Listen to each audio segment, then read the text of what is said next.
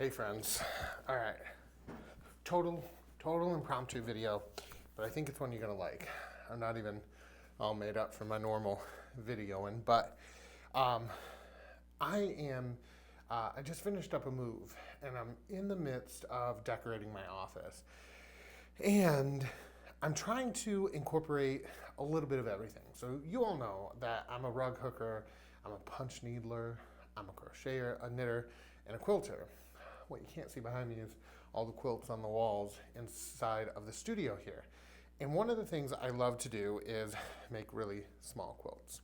I love piecing little quilt blocks together for nothing more than just saying, the heck with this, that seems cool to do. And I got a really great idea. I want to turn these into art. Like I said, this is completely impromptu. I don't know if this is going to work. We're gonna go with it. I've done a little prep work, which I'm gonna walk you through, but I mean, heck, why not just do an experiment? I'm gonna post this whether it turns out great or not. So if it's a fail along, it's a fail along. If not, hopefully you can DIY this and kind of switch up your stitching a little bit. So all right, essentially what we're going to do is we're going to take these two wooden blocks and we're going to mount quilt blocks to them. And I made these quilt blocks. I've just had them kind of hanging out, but I think they're going to look really, really cool. But we're gonna make sure these last a long time. So let me walk you through kind of the steps of what I've already done and then what I'm going to do. So these are wooden blocks that are I guess frames. I don't even know what to call them. I picked them up at Joann's. They're about $5 a piece. And they come in just a regular knotty pine. They kind of look like the dressers behind me there. I didn't want them like that. My wall, which I'll include a shot of here, is this kind of great antique green. And I have a lot of my own antiques up there. I have some like tallware that I've from the late turn of the century, like 18th, early 19th. I have a pair of socks that were made during the Civil War. I got some primitive dolls. It's kind of like my home. It's my kind of regenerating space. So I needed something that kind of tied in. These tie in. What I did was I took this bare, this is chalk decorative paint. It gives you a really cool matte finish. You can use regular chalk paint, but I wanted to use the spray chalk. And essentially all I did was spray these down. Now you can tell that I aged them. The way I did that was this method I found. If I can remember what video I watched, I'll include it in the description down below. But essentially all I did was take a sponge that has like a rough side, like a scouring side, and then a soft side. And then you scour the top. You let it dry for about an hour. I live in North Carolina, in Raleigh. It's super humid all the dang time. So these weren't super dry, so I went 2 hours. But if you're in a climate that doesn't really have humidity, you probably wouldn't have to do that. But I did 2 hours. And you let it dry just until it's kind of dry to the touch. And I just did one coat. I took the scouring side and I scrubbed it. And then I took the sponge side and then I wiped it clean. Then I let them dry overnight. That's all I did for these to prep them. Nothing else was done. I didn't use the wax finish with chalk paint. I really didn't see the need. So, and like I said, I'll put links to all of the supplies I use in the description down below, and I'll probably pop this up on the blog too to give you a more in-depth look at kind of how I did things. Don't hold me to that though, maybe. So anyway, that's what I did for that. So what are we gonna do for the actual quilt blocks? Well, for those, I have two quilt blocks here that I've made, and I thought, heck, what if I kind of make these so they'll last? This one here, the longer skinny one, this is made out of homespun fabric, that fray, and this is made out of regular standard quilting cotton, and I think it'll be okay, but I would still like to make sure that these are a little bit more rigid. So that's where the interfacing comes in. This, my friends, is our magic weapon today. This is 71F, I believe. Yeah, this is 71F Pellin interfacing. It's a one-sided fusible interfacing. As you can tell, it's a very, very stiff. And one-sided just simply means that this side here, you can kind of hear that, as opposed to this is all the glue. So the glue's on one side, the other side is just plain. If I did double-sided, I would have to worry about using a pressing cloth and all that kind of stuff, which I really don't feel like doing. I just had this in my stash. I literally just came up with this idea. So I'm going to adhere my quilt blocks to my 71F fusible interfacing using my tiny little Aliso iron, which heats up crazy. You want a dry iron, and I think that'll be good. And then I'm gonna cut and trim them back down to size. Then I'll attach them to these wooden blocks using my secret weapon. This is, I have no idea what this is called, but I will find a link to this because I did buy it off of Amazon. This is a really, really strong glue, but it's like a tape. So it's got a plastic on it that you can actually pull back, but it's like a thick layer of permanent glue. This creates a really, really tight permanent bond. Do not use this on your walls. It will rip your drywall off when you're trying to remove anything. Hashtag ask me how I know. So that's what we're gonna do. If you're excited about this, make sure you hit that like button. Make sure you subscribe to this channel so you'll always know when I have new crafty content coming out. You can follow me on social media. I have all my links in the description down below, and my website is down there as well, where you can find more detailed instructions for most of the DIY projects that I post here on the channel. All right, so let's get into this. I'm gonna go ahead and cut my fusible interfacing. I don't need a ton because these are both about the same size. So I'm just gonna go ahead. I want a little bit more than what I'll need. And these are not my fabric scissors. Never use fabric scissors on fusible interfacing. Pop those off. And I have my iron here. Oops. So I have my iron here ready, plugged in to go. My heavy duty rotary cutter and a small little ruler. Now, if you don't have,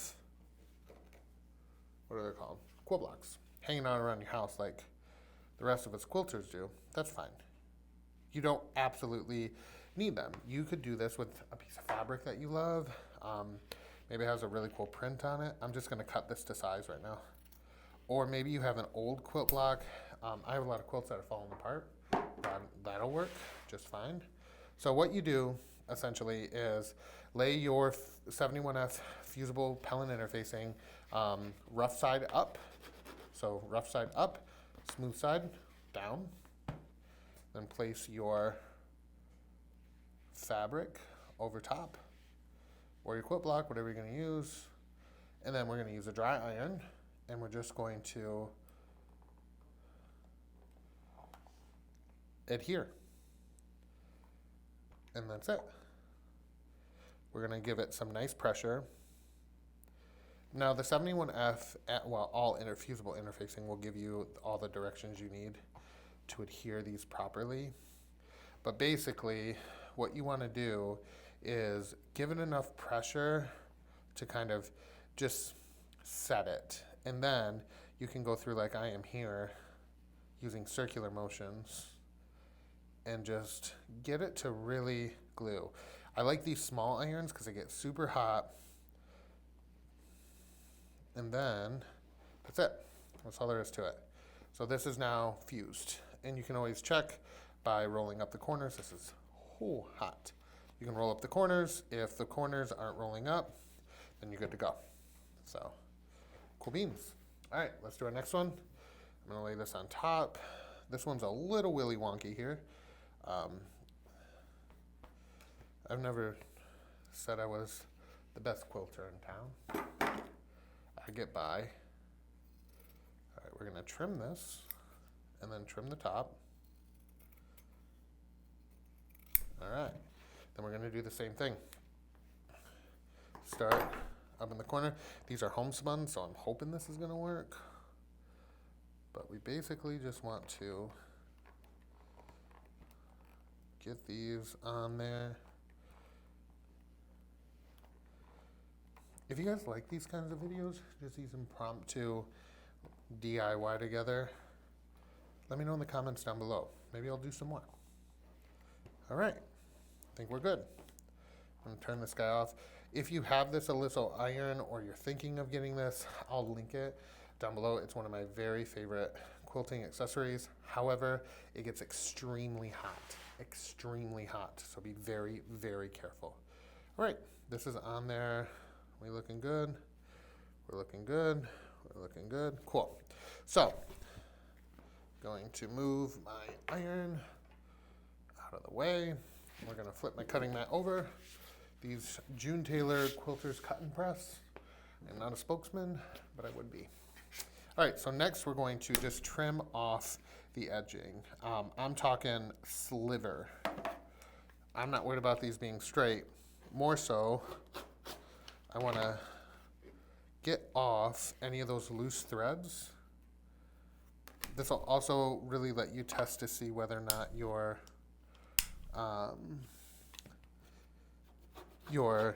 interfacing was on there nice and like really adhered.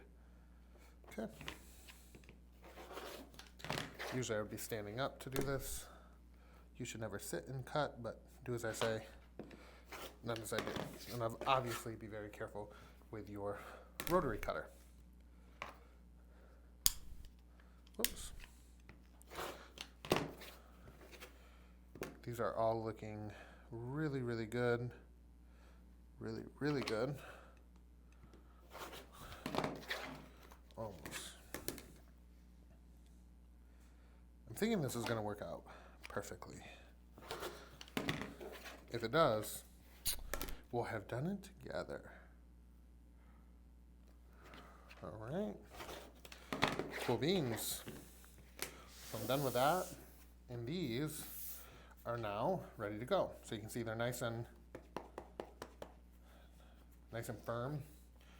So here's what we'll do next. We're going to start with the long rectangle. I know that I'm going to put it in the center. Just kind of hang it up like that because I think that looks pretty cool. So what we're going to do with this stuff, we need very little. I'm talking like, this is probably a 1/2 inch, but it makes a rectangle. So I did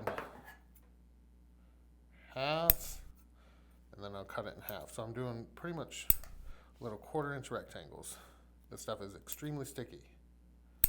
So then, I know this is tough to see on camera, but what I'm going to do is apply the adhesive tape into the corners, sticky side down, and give it a good press. It will adhere. Might not feel like it at first, but it's going to. And you want to press it enough that you can kind of see that glue is latching on to the interfacing. I'm going to add another piece just to the center.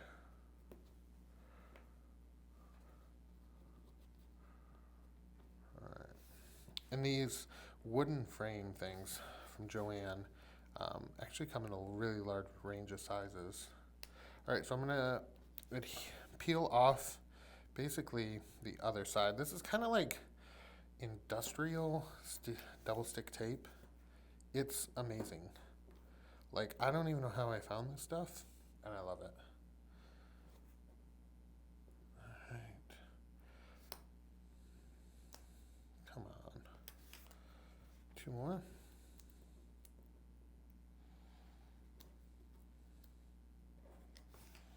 And 1 more. Cool. Did I get it? Yeah. Then I'm going to take my frame, and I'm going to place this in the center. And then I'm just going to press firmly, and I mean firmly. You want to make sure this sucker is never going to come out. So the fusible interfacing will make sure that this doesn't fray, and it just creates a permanent bond. Now this glue will make sure that this never comes off, and that's it. It worked. So let's make our next one, but that's it, friends. It worked. I'm so excited. I'm gonna go hang these on my wall. I'll put a picture in here, do a little video of what it looks like hanging on my wall. I'm so excited. These look so cool, and I think that they're going to add just that little extra something special to my wall. So I hope you enjoyed this quick little DIY video. Remember, you can always find a lot of great crafty content on my website, and follow me on social media for more content like this. Make sure you subscribe to the channel, make sure you like this video, make sure you share it with your friends, all that kind of stuff. Until next time, I'm Rohn Strong, and happy crafting. Bye, y'all.